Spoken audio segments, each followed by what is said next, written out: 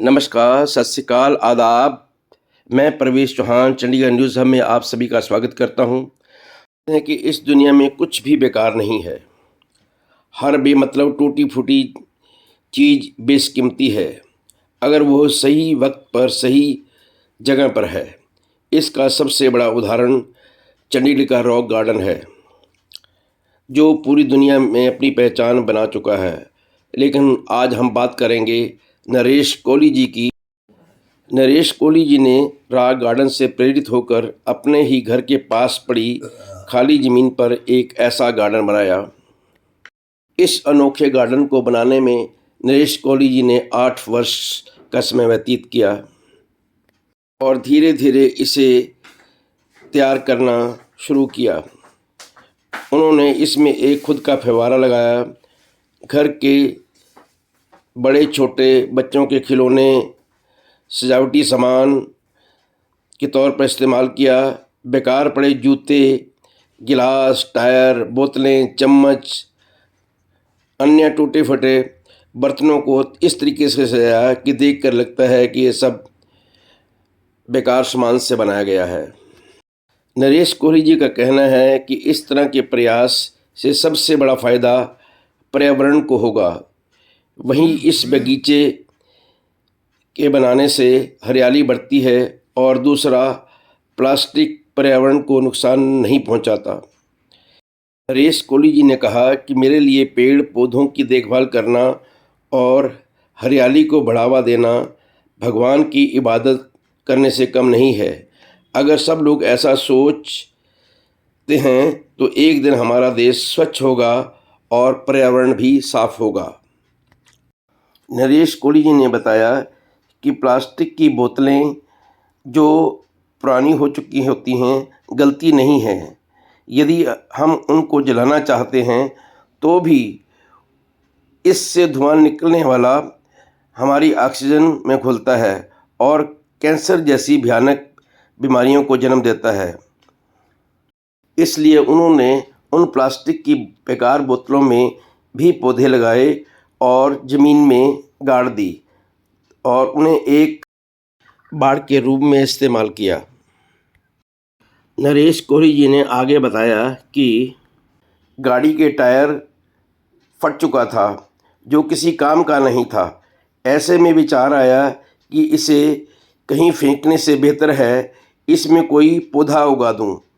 पौधा लगाने के समय मुझे घर में एक खड़ा पेड़ भी दिखा, जिस पर मैंने उसे टांग दिया। हर किसी को लगता है कि घर को सजाने का तरीका है, लेकिन असलियत यह है कि घर के कबाड़ को संभालने का एक तरीका है। इसके बाद मैंने मिनरल वाटर की बोतलों का भी उसी प्रकार से इस्तेमाल करना शुरू कर दिया और बड़ी बोतलों को आधा काट कर उसमें पौधे उगाए और जिस कारण वो बहुत सुंदर लगते हैं। उनके इस गार्डन को देखने के लिए चंडीगढ़ की मशहूर हस्तियां जैसे किरण खेर, अरुण सूद, एच.एस. लक्की और वर्तमान मेयर हरप्रीत बबला और कई अन्य महान हस्तियां उनके इस गार्डन को देखने के लिए आई और अक्सर स्कूलों के बच्चे हर रोज़ उनके गार्डन को देखने के लिए आते ही रहते हैं और इससे वो प्रेरणा लेते हैं। आखिर में ये हाथ की कलाकृति को बाज़ार से खरीदी हुई नहीं है।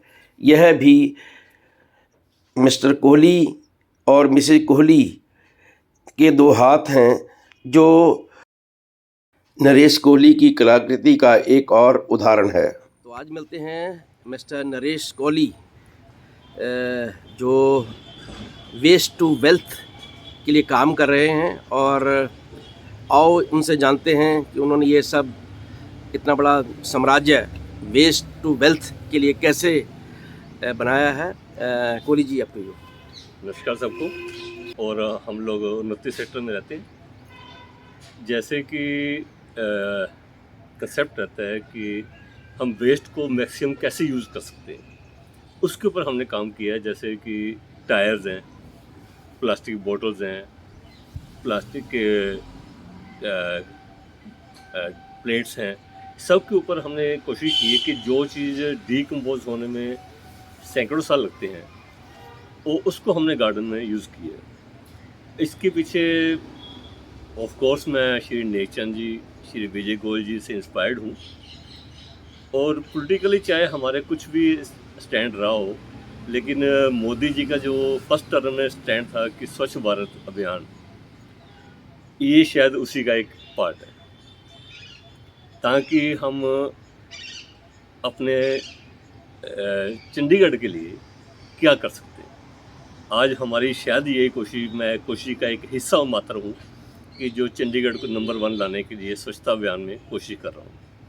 बाकी बहुत सारे लोग कर रहे हैं, एक छोटा सा मेरा योगदान है कि अब हम सबको फंडामेंटल राइट सबको पता है, फंडामेंटल ड्यूटीज़ भी सबको पता है, लेकिन हम फंडामेंटल ड्यूटीज़ को इग्नोर कर देते हैं, राइट्स को प्रेफर करते हैं। अब ठीक है कि स्वच्छ भारत के लिए या चंडीगढ़ एमसी के लिए ये काम है सफाई रखना, लेकिन हमारा क्या योगदान है कि हम इसको नंबर 1 लाने के लिए कोशिश करें। अगर हम इसको ये सोच के चलेंगे कि चंडीगढ़ हमारा शहर है, हम इसको साफ रखें और किसी दूसरे को भी गंदा न होने दें, तो मेरा ख्याल है, मेरा अपनी पॉइंट ऑफ व्यू है कि चंडीगढ़ नंबर 1 सफाई अभियान में जरूर आएगा। अब श्री नेकचंद जी के जैसे था कि उन्होंने वेस्ट मटेरियल को यूज़ किया, श्री विजय गोयल जी ने वेस्ट मटेरियल यूज़ किया, हमने कोशिश की है सबका एक फ्यूज़न तैयार करने की। इसमें आपको रोगन का भी थोड़ा थीम मिलेगा, थोड़ा कैलासागर का थीम मिलेगा, थोड़ी अपनी जो एक कंट्रीब्यूशन है वो की है। ये आप कंसेप्ट आपके दिमाग में कहाँ से आया और आपने कब से ये बनाना स्टार्ट किया? इसको स्टार्ट किए हुए तकरीबन 8 साल हो गए। 8 साल से, क्योंकि ईश्वर की कृपा से ये 7 वाला मकान मिल गया था, तो फिर ये 2 मकान हो गए तो जगह बन गई। और मेरा एक बिलीव होता है कि हर बंदे के अंदर कोई ना कोई हिडन टैलेंट है, और बार तब आता है जब उसको एक मौका मिलता है। अब हमें मौका मिला कि जगह मिली, फिर हमने था कि इसको एक ऐसी चीज़ कोशिश करें बनाने की जो लोगों को थोड़ी बहुत मोटिवेट कर सके। अब जैसे कि 3 लोगों के मकान ऊपर के हैं, वो गार्डन को मेंटेन नहीं कर पाते, उनके पास जगह नहीं है, लेकिन अगर वो चाहें कि अंदर से भावना हो, तो पार्क में लगे हुए किसी भी प्लांट को गोद लेके उसकी देखभाल करके, बच्चे की तरह देखभाल करके, वो अपना एक शहर के लिए अपना योगदान दे सकते हैं। ये डिपेंड करता है कि बंदे की भावना कैसी है। तो जैसे आपने अभी पुरानी सीडीज, पुराने जूते, पुराने टायर और पुरानी एग ट्रे, ये पुराने चम्मच, पुरानी फिनाइल की बॉटल्स, वो उनका प्रॉपर यूज़ किया हुआ है। और आपको लगता है कि आप ये जो लोग देखने आए इसको, आप उनको भी एक मैसेज देंगे कि आपने इसको, पुरानी चीज़ों को फेंकना नहीं है और ऐसे आप यूज़ कर सकते हैं? आप ठीक कह रहे हैं। अब क्या होता है कि जो आपके माध्यम के थ्रू या और भी मीडिया के थ्रू कई स्कूल के बच्चे आते हैं गार्डन देखने के लिए, और मेरे को बड़ा अच्छा लगता है कि उनको ये सब बताने के लिए कि वो भी आगे कुछ ना कुछ अपना इसमें योगदान देंगे, थोड़ा बहुत मोटिवेट होंगे, कुछ ना कुछ वो अपने आप कोशिश करेंगे। जैसे कि आप सब जानते हैं कि एक कंसेप्ट है इको ब्रिक का। इको ब्रिक का कंसेप्ट ये रहता है कि आप प्लास्टिक के बोतल जो है उसके अंदर पुराने रैपर्स, पॉलीथीन के रैपर, चिप्स के पैकेट, वो भर के आप उसको as a eco brick use कर सकते हैं। क्या रहता है कि जो 1 लीटर की बोतल है कोल्ड ड्रिंक की, उसके अंदर 350 ग्राम प्लास्टिक का भरा जा सकता है। अदरवाइज़ जो हम उसको फेंकेंगे तो 100 स्क्वायर फीट लैंड को वो डंप कर देगा, उसमें कुछ भी पैदा नहीं होएगा। हम उसको भरेंगे तो एक ब्रिक में, एक छोटी चीज़ में कंपैक्ट हो गया, उसको आप एज ए हेज यूज़ कर सकते हैं, ट्री गार्ड यूज़ कर सकते हैं, ताकि वो कचरा फैले ना। कचरा फैलेगा, गंदगी भी होएगी, और वो एज ए ट्री गार्ड भी यूज हो सकता है। यह डिपेंड करता है आप उसको अपनी क्रिएटिविटी के हिसाब से क्या उसको शेप देना चाहते हैं। दूसरा मैं आपसे पूछना चाह रहा था कि जैसे आपने ये प्लास्टिक को सीमेंट से रैप करके कुछ ऐसा बनाया है, जी। ये कंसेप्ट आपने कहाँ से सीखा? और नहीं, ये सीखा नहीं, ये तो ईश्वर की देन है। तो अच्छा। अपना था कि हम अपना एक कुछ ना कुछ योगदान दें। हम्म, नेक चंद जी तो बहुत बड़े लेजेंड हैं हम्म, थे, और विजय गोयल जी बड़े लेजेंड है। मैं अपना क्या कर सकता हूँ, मेरा अपना क्या रहेगा? उस सबको कम्पैक्ट करने के लिए एक फ्यूज़न तैयार किया कि हम जो प्लास्टिक के बोतल्स हैं या प्लास्टिक की रिफाइंड केन है, उसके ऊपर सीमेंट की चादर डिप करके उसको शेप दे दी, टॉफ़ी शेप दे दी, या कुछ भी वो कंसेप्ट कर लिया। जैसे आप इसी वीडियो में देखेंगे कि एक कागज़ की कश्ती, वो स्वर्गीय श्री जगजीत सिंह साहब की गज़ल है, वो कागज़ की कश्ती। अब इसको हमने फाइबर शीट से तैयार की है, और उसके ऊपर कॉपी का पेज, जो मैथ की कॉपी का पेज होता है, वो पैटर्न दिया है ताकि वो कागज़ की कश्ती वो वाला कंसेप्ट पूरा हो सके। अभी आप देखें। कोहली साहब, आपको ये शौक डायमंड से पहले था या बाद में हुआ? इसके बारे में थोड़ा कुछ बताएं। मैं पहले गवर्नमेंट जॉब में था, प्रिंटिंग एंड स्टेशनरी डिपार्टमेंट में। फिर वो डिपार्टमेंट बंद हो गया तो हमें रीडिप्लॉय किया गया इंजीनियरिंग डिपार्टमेंट में। तो उस समय सर्विस के बीच में शाम को समय मिलता था, या सैटरडे संडे, उसमें काम करते थे। अब रिटायर 2024 में रिटायर हो गया हूँ, और फुल टाइम इसी में टाइम डिवोट करता हूँ। अभी आपने हमारे गार्डन के अंदर एक कंसेप्ट देखेंगे किचन गार्डन का। अब हर चीज़ के पीछे कोई ना कोई मोटिवेशन होती है। अब इसके पीछे मोटिवेशन थी मेरे ससुराल वाले। तो उनके घर जाते थे तो मेरे ससुर जी स्वर्गीय श्री बलदेव चंद जी, उन्होंने एक किचन गार्डन मेंटेन किया हुआ था। उसमें ऑर्गेनिक सारी सब्जियां लगी होती थी। फिर उसके बाद उनके जाने के बाद मेरे स्वर्गीय साला साहब ने, प्रदीप जाटली जी ने, उसको मेंटेन किया। तो वो किचन गार्डन बना के रखते थे। तो अब उनके बच्चे भी उसको गार्डन यूज़ कर रहे हैं। ये सारे वहाँ से इंस्पायर्ड हुआ था।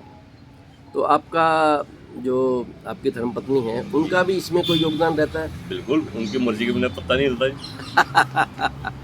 ठीक। तो उनके तो योगदान के बिना वो कुछ भी भी। इंटरेस्ट लेते हैं कुछ कर? हाँ जी, वो भी मेरे को इंटरेस्ट लेते हैं। मेरे को टाइम स्पेंड करने देते हैं सबके लिए।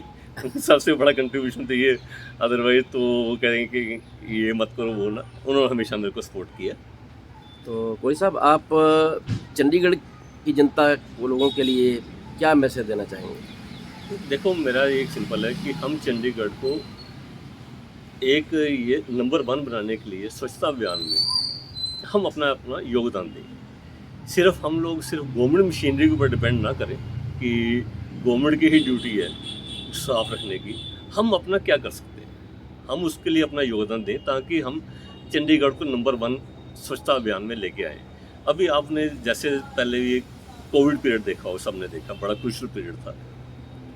अब हमारे गार्डन में सारा ग्रीनरी है, तो ईश्वर की कृपा से हमें ऑक्सीजन सिलेंडर की ज़रूरत नहीं पड़ी, और ईश्वर की इतनी कृपा रही, इतना वातावरण शुद्ध रहा कि हम कोरोना से भी बचे रहे।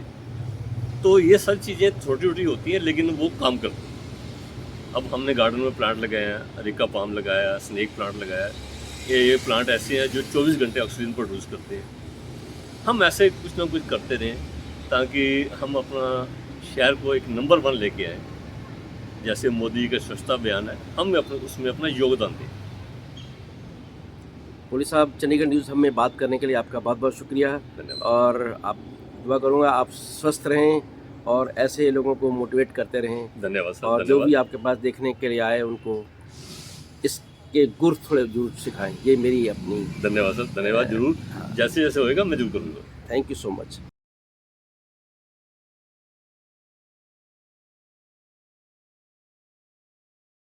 Please like, share and subscribe my channel. Thank you.